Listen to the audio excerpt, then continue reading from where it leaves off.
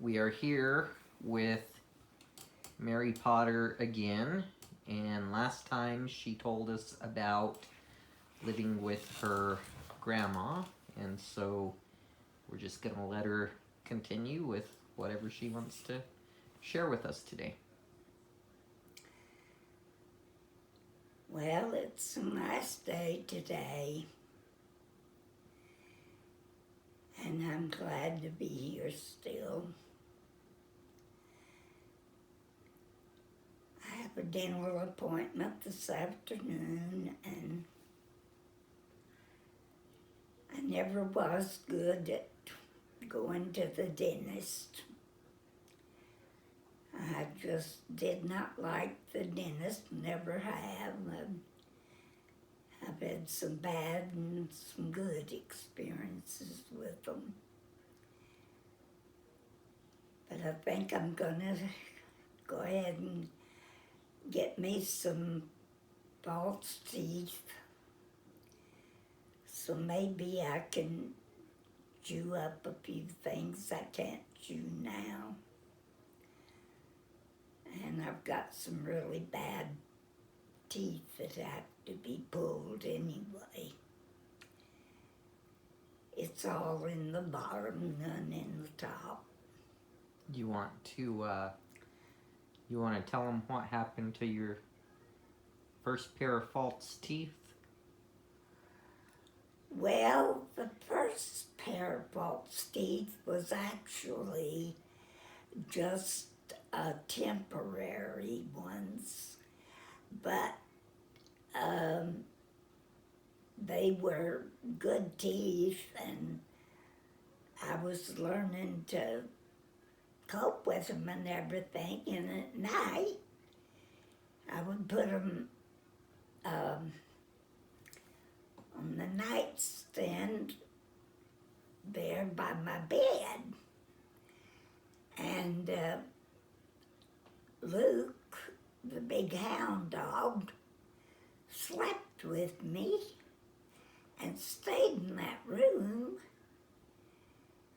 And so he proceeded to get the teeth and try to wear them and crushed the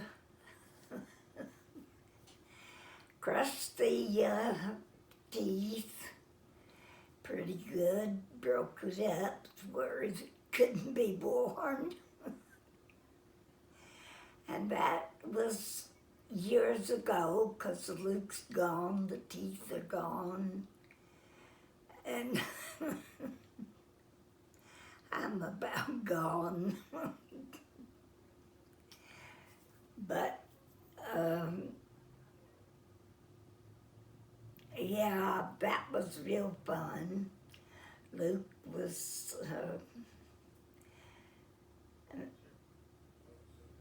quite a character and a dog.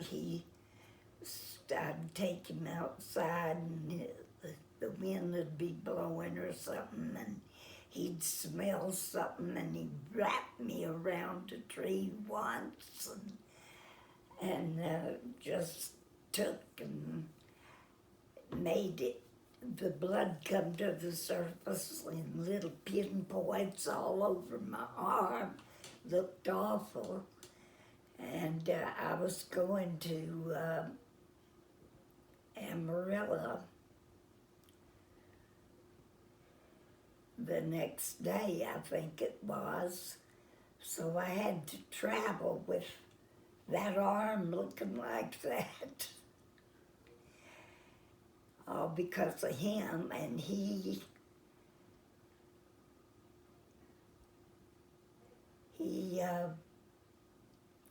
had belonged to a boy named Larry, and Larry asked me one day if he could take him up in the mountains with him. Well, I figured, he was Larry's dog when I took him, so he'd be all right with it. But he wasn't. when Larry brought him back, he was mad at me. He wouldn't hardly come to me to let me take him in the house, and he'd look at me and turn his head the other way, and he just really let me know that I had disbanded him up there in the mountains with this boy that he didn't want to be with. And if I went off somewhere, which Nancy and I would go to see the boys in Amarillo at that time, and every once in a while. And whenever I went off, that dog would grieve for me. He just really took it hard when I left. Why don't you tell us some stories about some of your favorite pets that you had as a kid or growing up?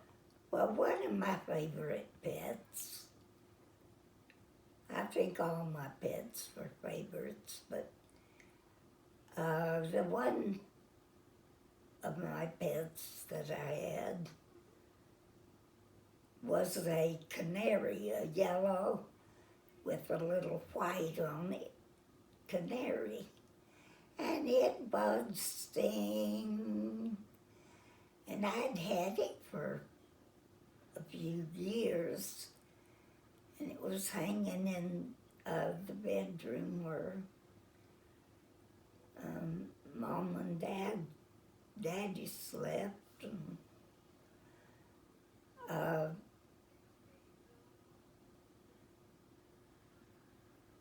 so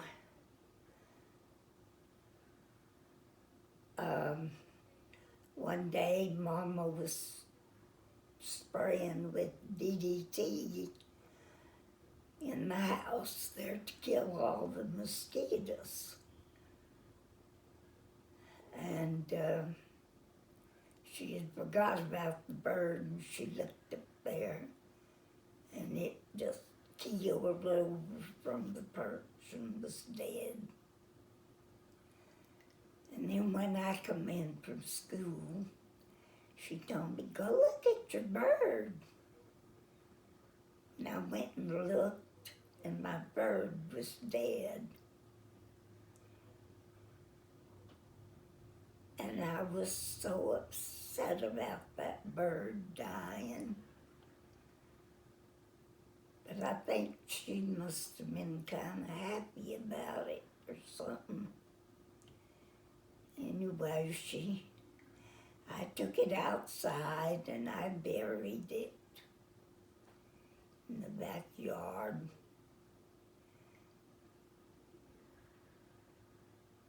That was when we lived at Cobb. But I loved that bird, and it sang so pretty. And we had several parakeets.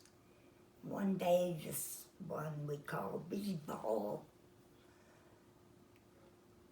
we had him loose in the house there, and he lit on my shoulder, and I forgot he was riding on my shoulder and pecking on my face there. And he was just sitting there, and I forgot he was there, and I was taking some clothes out to hang them up, and he tweeted in my ear, and I went, "Oh, B-Ball," and turned around right quick and grabbed him in my hand and took him back in. But it's a wonder he didn't fly off. You all didn't have his wings clipped?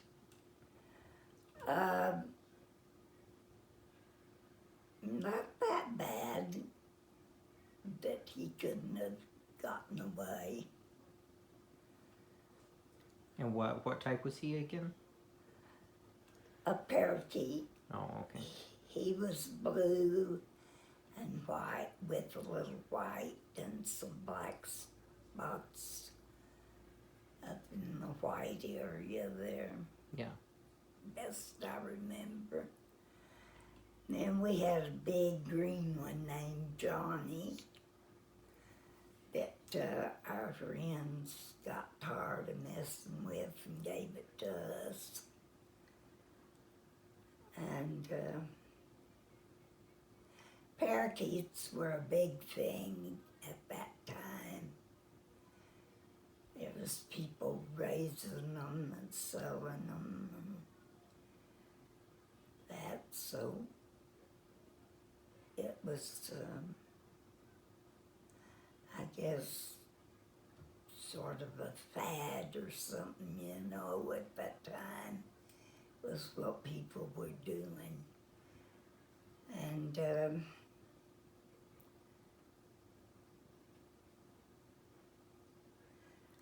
in that town, we had people poisoning mice and stuff and our cats, and that would go get into the poisons or eat the poisoned mice, and it would kill them, make them sick. And if we got to them in time, many times the neighbor woman and mama and I took a cat and poured bacon grease down its throat until it threw up. And that would be all we could do to save it, is try to get the poison out. But if you didn't catch them soon enough, they would die. And you didn't see many cats there. I guess it was 'cause somebody was always poisoning rats and stuff. But we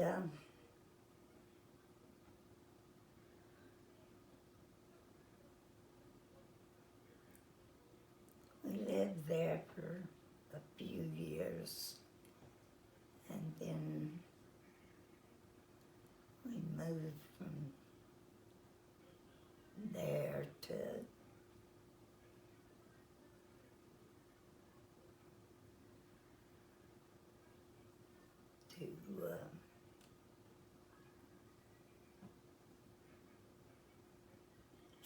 Rosa.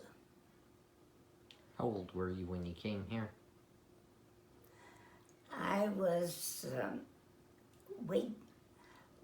Daddy had been over here and he got this barracks at Clovis. They were selling the barracks out. And he bought a barracks over there and got it brought over here and set up on, got a guy to fix the foundation for him and set the house on the foundation. And the house is still over there. But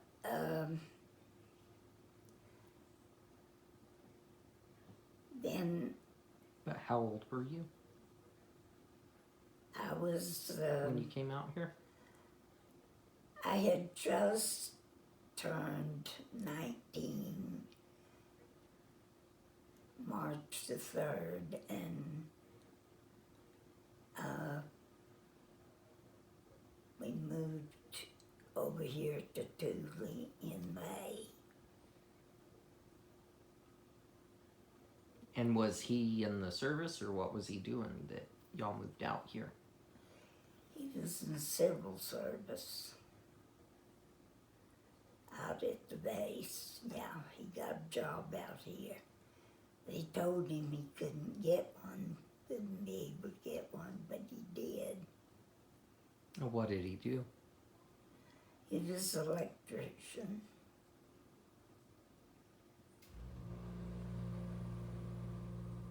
And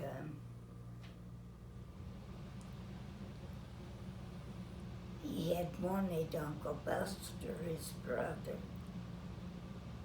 to come out here, but his brother's wife didn't want to. So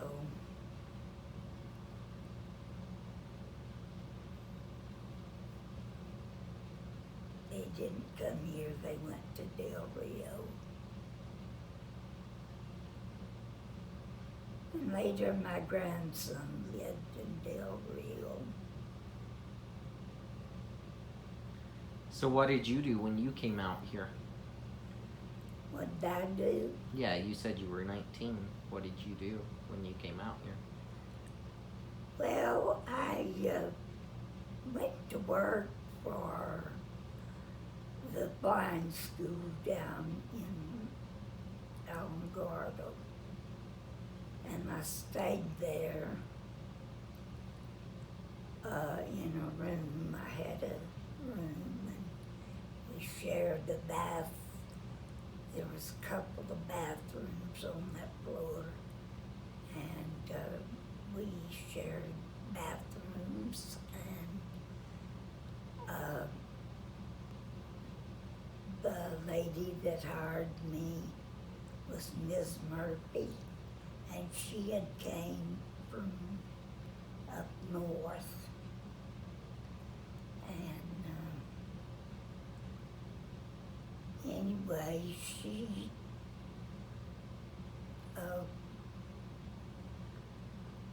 started to over me, and she said that she'd had labor pains for me. And that, I don't. And she wanted me to move to Houston when she went on to Houston. And she wanted me to go with her. But I didn't. I stayed there. And she just talked her friend, Mrs. Brown, to move down there and work at that blind school. And she had just been down there a little while when Ms. Murphy left.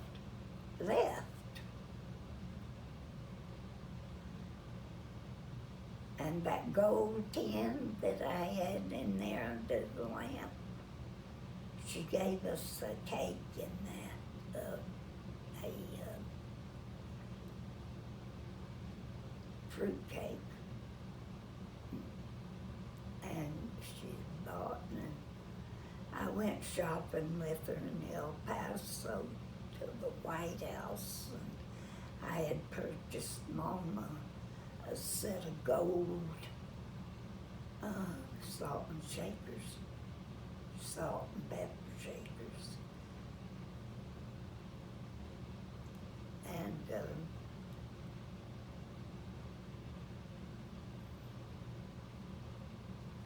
So what did you do while you were working at the blind school? What was your position?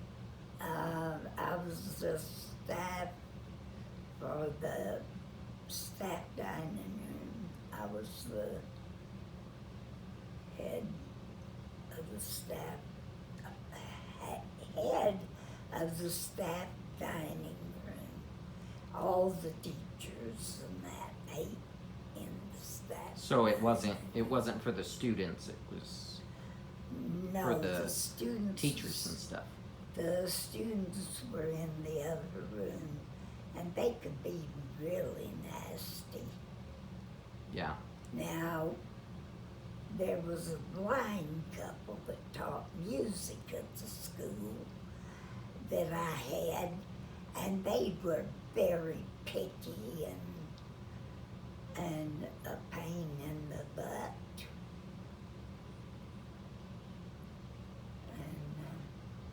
Picky about what they ate or what? They were picky about just little things. Uh, for instance, if they drank hot tea. I think they were Mormon by the way. But anyhow, they drank hot tea. And so they would just send it back. I'd bring the hot water and the tea bag in it, straight from the, right there in the dining room, and over to the table, and they'd complain it was cold, they'd gotten cold. And just things like that.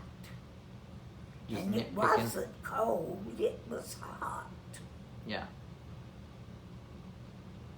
But I had to put up with them. Their names were Dittmer. How long did you work at the blind school?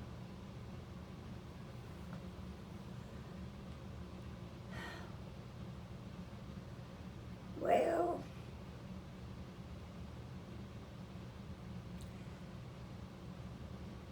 I don't remember exactly how long. But then I went out when I was home, when I went home for a visit over the weekend or something, you know. Well, my girlfriend across the street wanted me to double date with her and her boyfriend, and so I told her okay. It was a blind date. I knew the boy's parents, but I didn't know him. I'd never met him. Uh-huh. And matter of fact,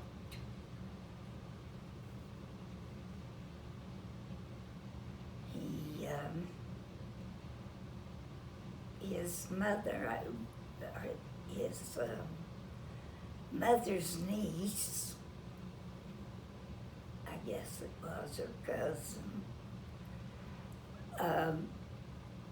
ran around with me. We had went to camp together at Tahiti, and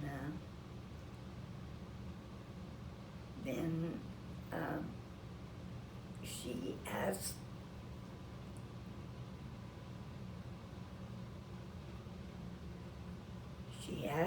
her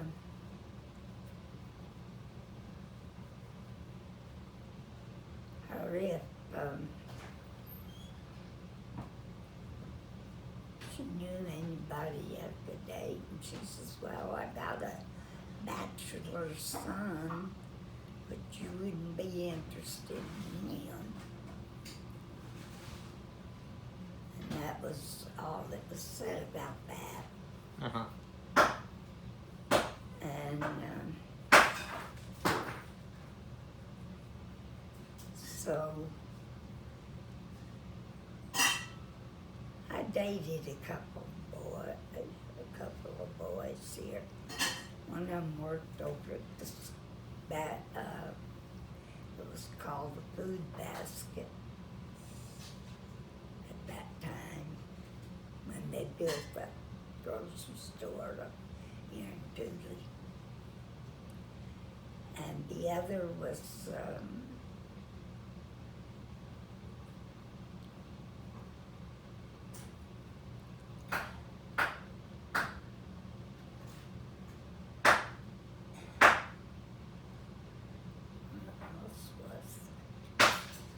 Now, the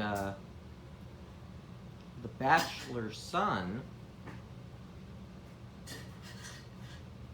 he really wasn't a bachelor, right?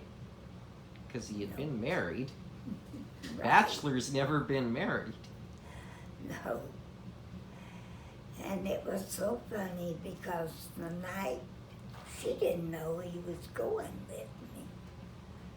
So the girl And she that sent told you. me they were taking me home one night Uh-huh. to church. And she told me, she says, you're going to be here on a certain time, you know. And I forget if it was on a Sunday night or some other night they were doing something. Uh-huh. And she said, you're going to be here, aren't you? And I said, no. And she says, why not? And I said, well, because my boyfriend's coming to see me, coming on. And she said, your boyfriend? Who's that? And she said, well, ask him to come to church. I said, well, you ask him, he's your son. So you were set up on a blind date by a friend. Yeah. And you They knew. lived across the street from us. Yeah. But you knew his parents, but you didn't know for a while that that was his parents, right? Oh, yeah, I knew when said it was Tom Potter, I knew. But when she said that she had a bachelor son. Yeah, when she said she had a bachelor son, I'd never met him before that night. Okay. But you had started going with him and they didn't know. And that's when I started going with him. Was, your friend set you up on a blind date. Yeah, okay. And he wanted to date the next night by herself. Mm-hmm. So we went out by ourselves and he borrowed their car. Okay. But when they found out who his girlfriend was that night at church when she popped off and said, well, ask your boyfriend to come to church with you. And I said, well, why don't you ask him? He's your son. And what did they say? It was silence, dead silence. Aunt Myrtle was in the car. I was in the car, and Patsy and Nellie was in the car. And that's who was in the car. And I said that, and it was dead silence for a few minutes. And mouths was wide open. I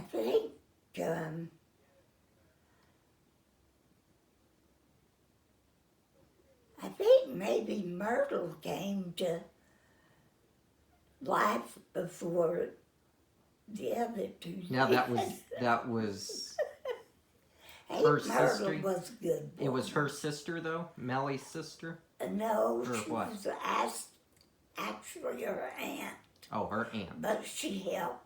She did raise her after her mother Okay. died. But she was her aunt. And anyhow, but when they got their control of their mouth again, they said, well, I think it was Myrtle said, Tomsy?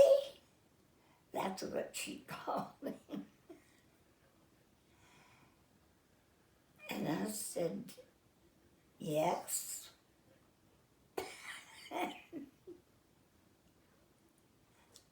They just, I'm telling you, that was one time I'm Goblin boy. Yeah. Now, how long had you and him been going together when you told him?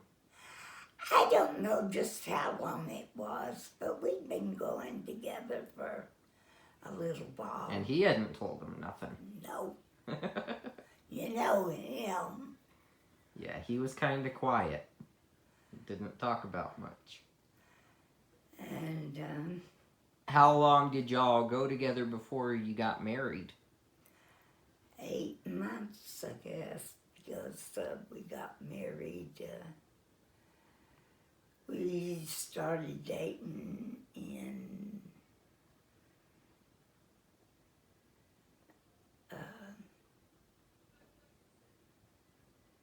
August the 8th, I believe.